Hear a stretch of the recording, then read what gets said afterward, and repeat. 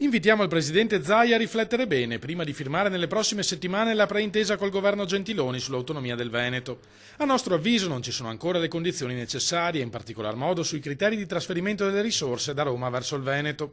L'appello arriva dal segretario della CGA di Mestre, Renato Mason. Non vorremmo, spiega, che la Regione Veneto si prendesse un impegno politico al buio con un governo in scadenza.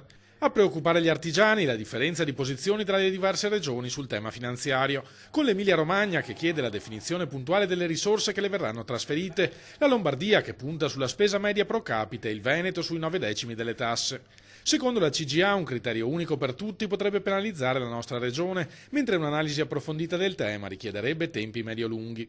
Osservazioni riconosciute come valide dallo stesso governatore. Noi stiamo lavorando positivamente con il sottosegretario Bressa anche su questo fronte.